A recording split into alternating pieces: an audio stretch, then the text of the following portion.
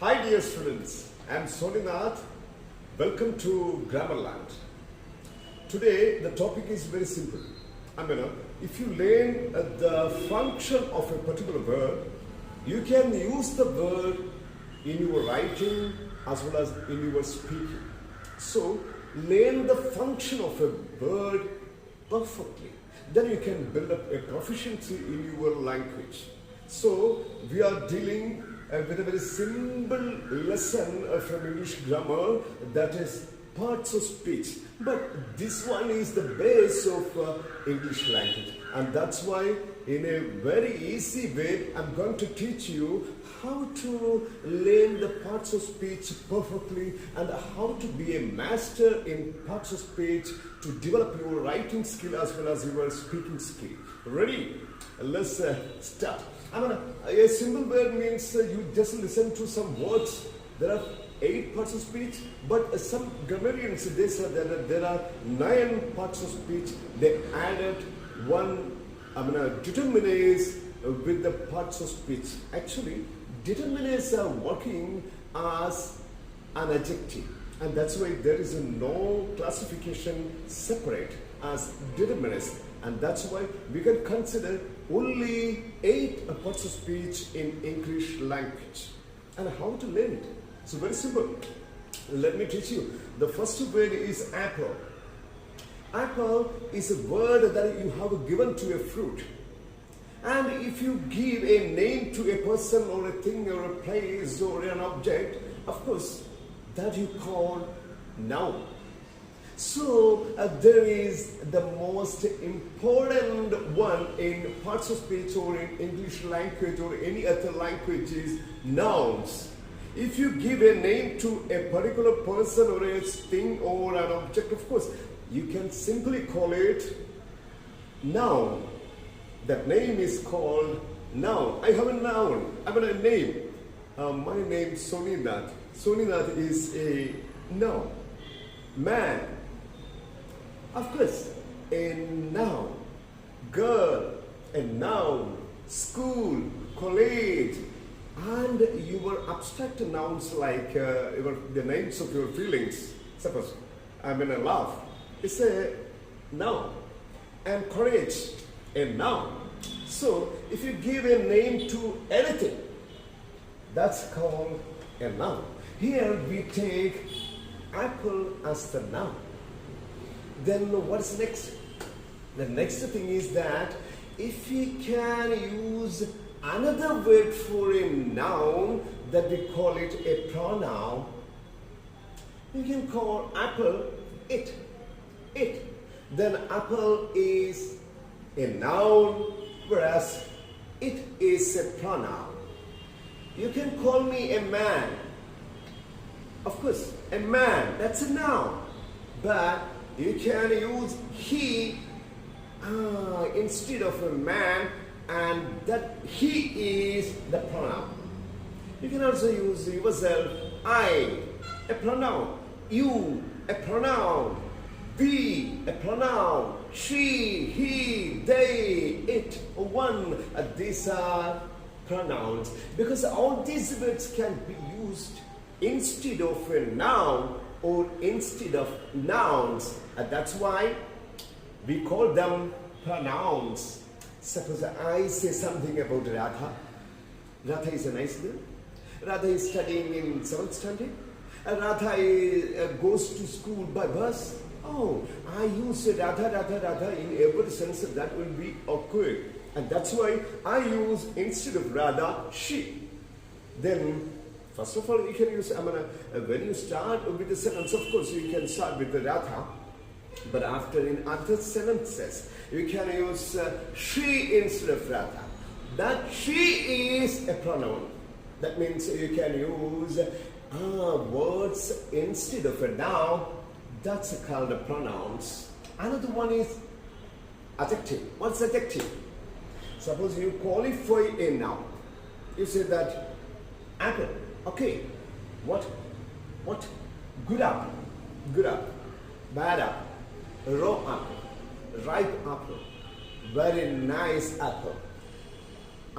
These words that you add to say something more about a noun, that's called adjective.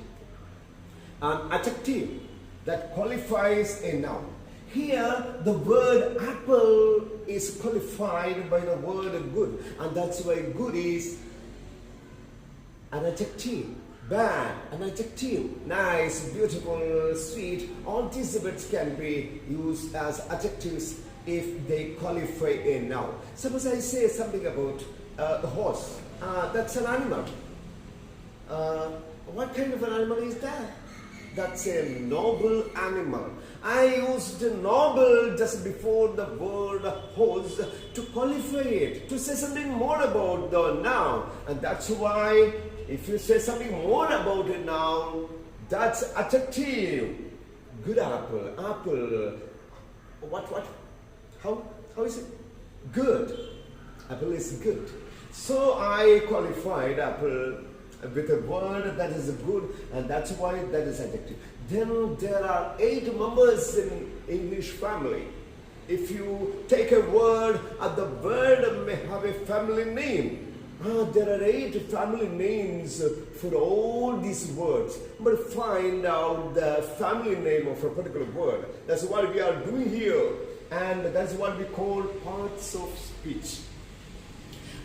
Many parts are there in the language, and that parts are we discuss now. Listen to another word: eat, or drink, or go, come. All this shows an action. If you have a word that shows an action, if you do something and you call the action with a word that shows an action, and that's called a verb. You eat apple. I eat apple every day.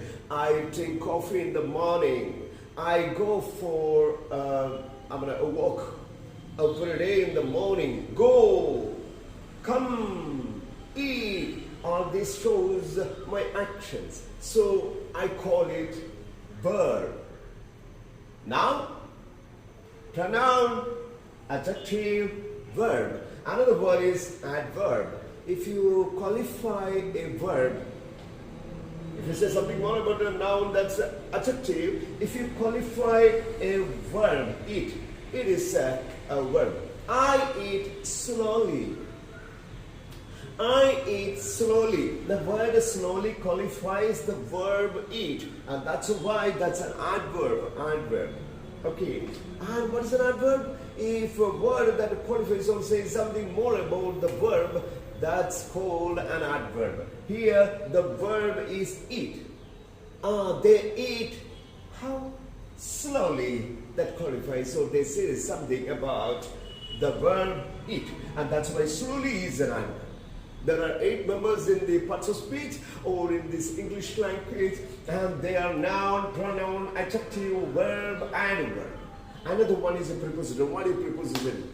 If the action shows a way, a forward, a movement, of course, and the condition or the situation of it, we can call it a preposition. Suppose, eat in a restaurant.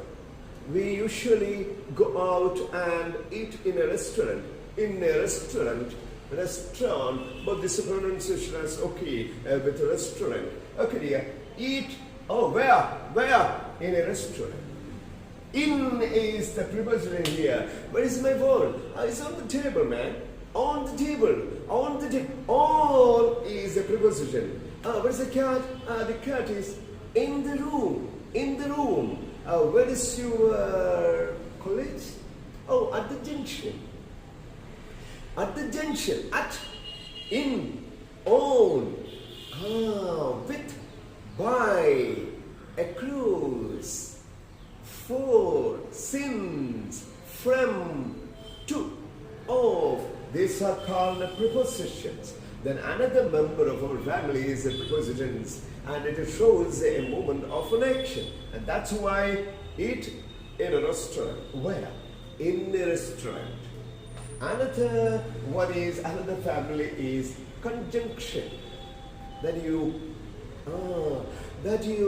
combine two words or two phrases or two clauses together to make it a single one.